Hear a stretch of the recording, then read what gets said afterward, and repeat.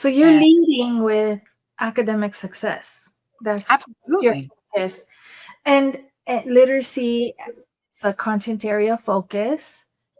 What is your thought about, let's imagine another district recognizes that literacy language development is the hugest area of growth for students, and it also has yields the greatest results for life outcomes and so forth. It correlates to all other subjects, etc. Is your thought training teachers? Like the first thing, is it a teacher solution? How do you see the solution, you know, in your Catherine brain to turning around literacy in a district? Well, first, I think you start with the end, right? The end has to be where your mind starts, is where do you want this to end up? And how do you want, this sounds kind of corny. What do you think the legacy is to be, right? Like that we have a consistent 86% student proficiency with 20%, 18, 14%, whatever the leftover is, almost proficient. Is that where you want to be? Because if that's where you want to be, that's what you start with. And then how do you get there? Where are you now? What's it going to take to get there? And plan. And that's a master plan, right? That's not just academics. That's what do your facilities need to look like? If that's going to be your outcome, do you have enough lab space to make sure that everybody graduates with all of the labs that they need? Do you have the parking lot to make sure that all the teachers that you're going to need to teach those classes have a place to park? And what does your food service look like? What does your transportation look like? What do your grounds look like? And that's how do you map that out over the next 5 or 6 years so that as you grow, everything matches your pace, right? So that's the first part, is what's the plan? And now where are we? Where are we with curriculum and instruction? Because nothing's going to happen unless our teachers know where we're going. And then what is the setup, the model for how students are going to access, and how are they going to get through it, and how are we going to know that that's happening? So that's the system, right? How are you going to set up your system so that it's reviewed, and how often, and then what do you do with it, and then how do you relay that information back to your staff so that they can make improvements? And it goes back to the very first conversation I had with that group of teachers.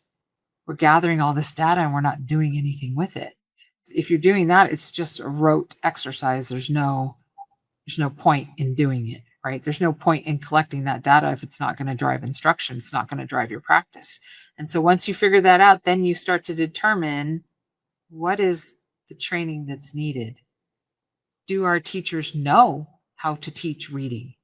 We all get the same classes mostly in our prep, right? We all take the RECA. We all took the whatever version of the MSAT, CST, whatever. We all took the tests and we have credentials, but did we really understand, or were we putting it on the test and moving on, right? And then I also believe that when you've been teaching a while, you've forgotten a lot, right? You get into a routine and it works and you think it's working, and then is there a critical eye for you? And what did you forget that you knew before that you could bring back in? So there's that collaboration time for teachers where they can brainstorm all of that and remember all the stuff they forgot, right? And then put it to good use.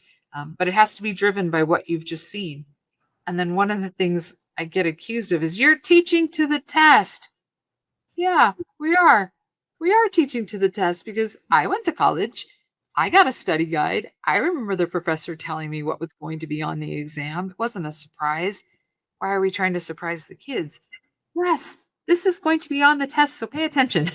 Like, I'm going to teach you this. We're going to practice it. And if it didn't work, I'm going to teach you a different way.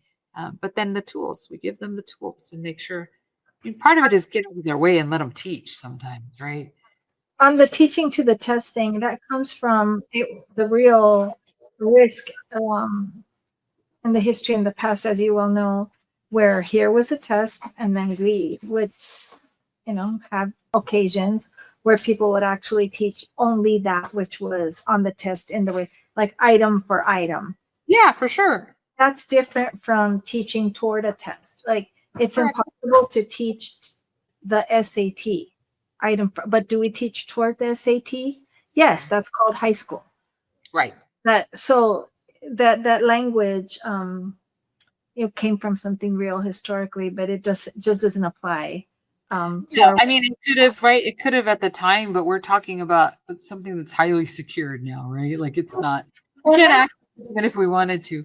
And we're just talking about exposing them to the types of questions. What is it they're asking? Are you used to this? Like, do you? The level of ensuring that the level of rigor matches that whatever grade level expectation is, and however it's required